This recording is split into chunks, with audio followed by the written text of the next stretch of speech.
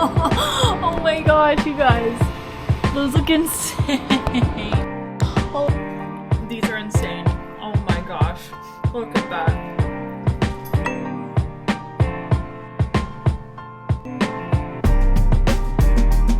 Hello and welcome. Happy Flag Holiday weekend. This is a Memorial Day weekend, so of course we need to bake something. I have this cookbook from Martha's the cookbook. It's 100 of her favorite recipes, and I'm going to slowly go through it. But the perfect recipe for a nice rainy summer holiday weekend is definitely a chocolate chip cookie recipe. So we're going to try Alexis's chocolate chip cookies. Martha says in her book that, you know, she tried a bunch of different recipes and saw them come and go. Obviously, there's tons of different ways you can make and enjoy chocolate chip cookies, but she landed on this one that was developed by her daughter. And they're really thin and crunchy and chewy, and they look wonderful. They definitely have quite a bit of butter and sugar. Today we're actually going to cut the recipe in half. It still should turn out with about 15 4-inch cookies. So I have my ingredients here. We have 2 sticks of butter, 2 eggs. We have light brown sugar. We have granulated sugar. We have chocolate chips. We have both milk chocolate chips and semi-sweet chocolate chips, and all-purpose flour. So if we're just going to combine all these ingredients and see how it turns out, the first step, of course, is to preheat our oven. So we will set that to 375, let that heat up, and then combine our wet ingredients into a mixing bowl. You know, I do not mind mixing my ingredients by hand, but of course I do appreciate a classic KitchenAid mixer on my countertop to help me with chocolate chip cookies. So the first step she has to be doing with the wet ingredients is to cream the butter. So we'll just throw 2 sticks in our mixer. She calls it use the paddle attachment. Sometimes I use the whisk, sometimes the paddle is better for baking. So we're gonna just cream the butter until it's nice and light and fluffy. Lock it down, and then there we go.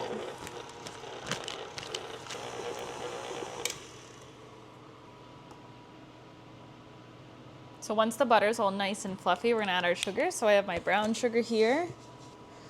I'm gonna slowly mix that in. So the recipe calls for 3 cups of packed brown sugar, but since we're cutting it in half, I'm only doing 1.5 cups. And then for the granulated sugar, I like to use this extra fine baking sugar, so it's not so granulated when you have your texture of your cookie. And we just need a half cup of this to add to our mix. Measure that out and then add it in. Wow, that's coming together really nicely actually. By creaming that butter first, I think that was beneficial.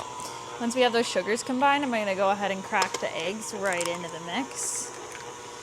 So I have 2 farm fresh eggs. Usually I like to use higher quality ingredients because I think it does make a difference. So I have farm fresh eggs here.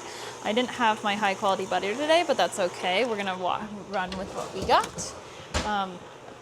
And then, of course, vanilla. I usually use a high-quality vanilla bean paste, but also we are short on that today, so we'll just have to go with a classic vanilla extract.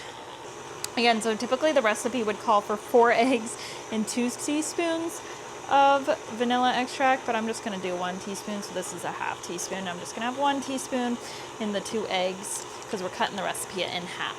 So put that away, make sure that's all mixed together. Wow, it's really smooth. I'll just scrape down the sides and we'll move. So I find that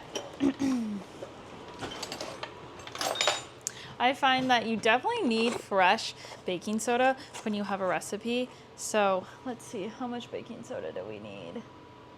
Usually I just do 1 teaspoon, but this recipe is, okay, yeah, so just 1 teaspoon because we're cutting the recipe in half. And then we have our flour. And then what else do we need? We need a little bit of salt, so let's throw that in there. I like a higher quality salt too, so Celtic, Himalayan, pink salt, just something that's gonna create a richer flavor in our cookies. So now we're gonna add the flour mixture. Ooh, we add the flour mixture in slowly to our wet ingredients. Let's see how that's coming along.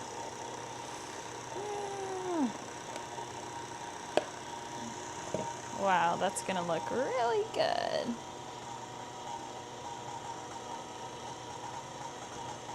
Look at how it's just smoothly coming together.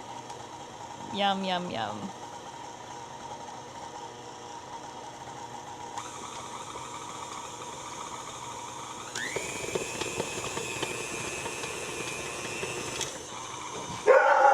Hey, it's all right. Now for our chocolate chips. So surprisingly, I definitely like Ghirardelli's semi-sweet, the gold bag. It's definitely one of my favorite kinds of chocolate chips. But I live in a rural area, and if you don't have access to a bunch of different variety of chocolate chips, I love Hershey's. Hershey's is definitely better than Toll House, so I always have Hershey's milk chocolate chips on deck ready to go. This time we did get the semi-sweet. I thought it'd be a little bit better for this recipe, so I'm gonna just dump in the whole bag of this to our mix. And I don't know, I really have grown to like, I used to like semi-sweet and darker chocolate, but the milk chocolate Hershey's are so good. Let's lock this down. So for the recipe, it only calls for one 12-ounce bag, which is 2 cups of chocolate chips. I'm not gonna cut that in half. I'm gonna let the chocolate chips roll, and we're gonna use a full bag for this half recipe because I don't think that's one bag for the amount of ingredients that are in her traditional recipe. Doesn't seem like enough. So I think we're gonna sprinkle in. So these are the milk chocolate chips that I have. I'm gonna sprinkle in a few of these as well.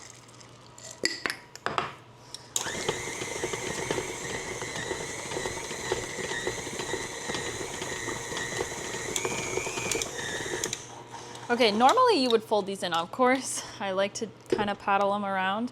Look at that though, that looks so good, yum. Look at the color of the dough, you just know it's gonna be good. And it's so fluffy and light, so of course, I'll make sure you have dry, clean hands, but it's just, you can feel how creamy it is. These are gonna be some thin, really buttery, crispy, chewy cookies. That's for parchment paper, you could probably do it just on the ungreased cookie sheet, but I am gonna use parchment paper today because I don't want to get stuck. The sheets are the best if you can get just already pre-cut sheets of parchment paper. If not, and you find that it keeps rolling back, my trick is to just crumple it up the paper, and then it will lay flat and not roll back on you.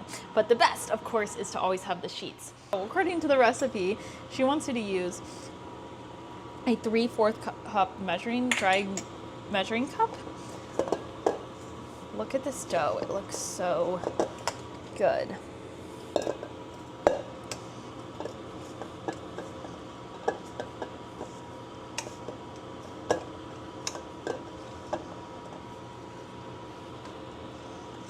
Oh my gosh, this is crazy. All right, these are big cookies. You can just feel how light they are. So we'll just stack these out, kind of pull them apart. I think these are gonna spread a lot, so I think I'm only gonna do 6 around.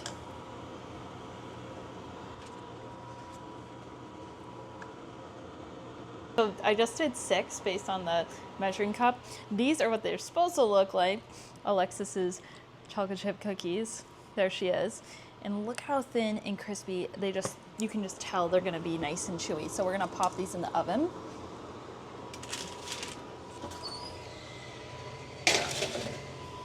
And let them cook for, let them cook for 10 to 12 minutes. And then I guess, put them on wire racks, usually top with Maldon salt. And then after 5 minutes, transfer the cookies. So you put the baking sheets on the wire racks, and then you put the cookie actually on the wire rack. We'll see. We'll come back in 12 minutes. Oh my gosh, you guys.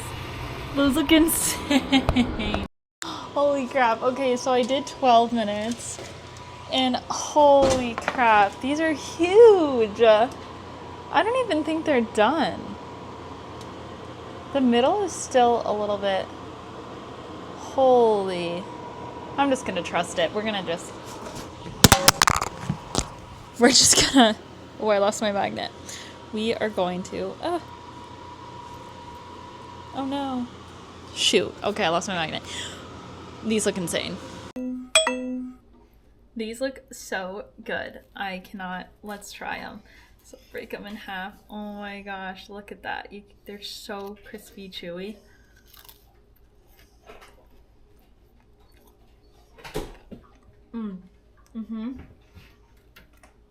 I need a glass of milk, but I don't have one. But these taste like Florentine cookies because they're just so caramelized and thin, and I think there's a lot less flour than a typical chocolate chip cookie. But you definitely need to try this recipe. These are really fantastic, and they're just such a unique look and fun try. So thanks for trying this recipe with me. Save it to your collection, and I'll see you in the next